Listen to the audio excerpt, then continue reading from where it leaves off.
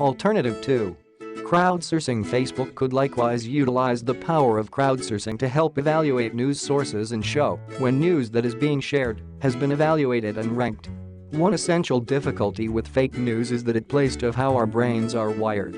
We have psychological shortcuts, called cognitive predispositions, that help us make decisions when we do not have quite sufficient information. We never ever do, or rather sufficient time, we never do.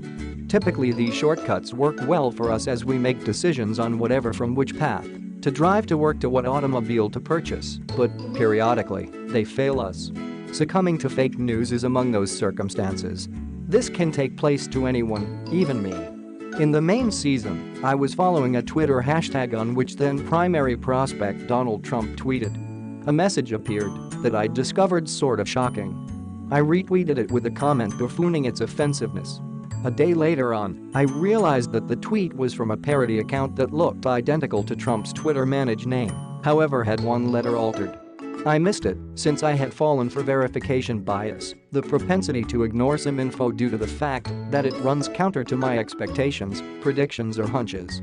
In this case, I had disregarded that little voice that informed me this specific tweet was a little too over the top for Trump due to the fact that I believed he can producing messages even more improper. Fake news victimize us the same way. Another problem with phony news is that it can take a trip much further than any correction that may come later on. This resembles the difficulties that have always dealt with newsrooms when they have actually reported erroneous information. Although they publish corrections, typically individuals originally exposed to the misinformation never see the update and therefore don't know what they read earlier is wrong. Furthermore, individuals have the tendency to hang on to the first info they experience. Corrections can even backfire by duplicating wrong info and strengthening the mistake in readers' minds.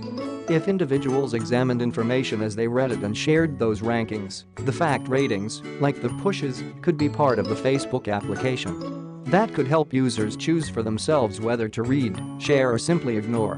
One difficulty with crowdsourcing is that individuals can game these systems to attempt and drive